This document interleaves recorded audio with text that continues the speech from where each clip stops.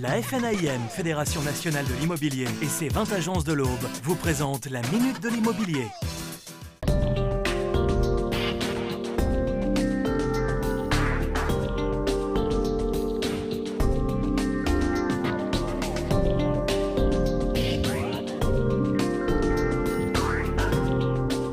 Bonsoir à tous et bienvenue dans la Minute de l'immobilier. Ce soir, nous sommes avec Nicole Vernier de l'agence Jean Jaurès Immobilier à Troyes. Bonsoir. Bonsoir. On s'intéresse avec vous, Nicole, au prix. Comment fixer les critères d'un bien immobilier? Le premier critère, tout spécifiquement dans le marché actuel, qui est quand même un petit peu chaotique, c'est un prix par comparaison. Les professionnels ont à leur disposition des éléments qui leur permettent de pouvoir consulter les dernières ventes par secteur, par quartier, etc.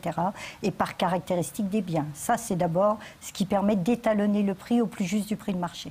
Comment peut-on faire évoluer un prix? En fonction de quels critères concrets?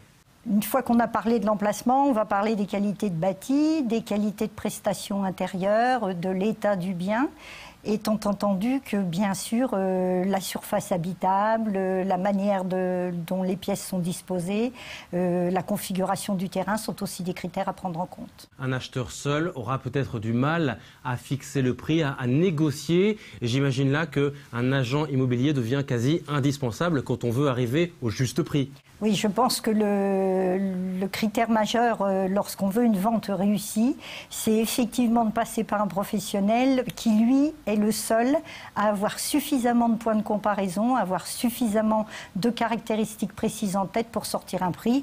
C'est pas d'aller voir sur Internet un prix moyen au mètre carré qui permet de définir une valeur réelle de bien, c'est impossible. De quel côté va-t-il se placer l'agent? Du côté du vendeur, donc un prix à la hausse, ou du côté de l'acquéreur, un prix à la baisse forcément?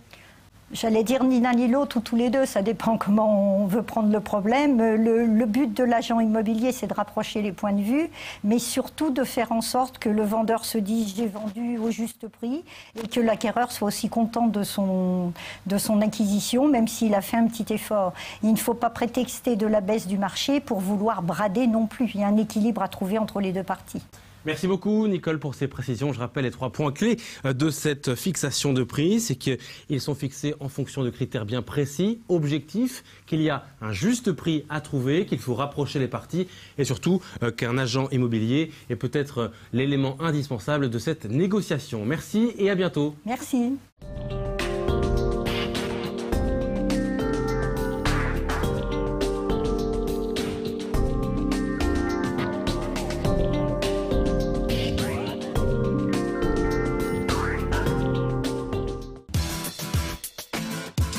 FNAIM Aube et ses 20 adhérents du département, avec le Cube, c'est carré.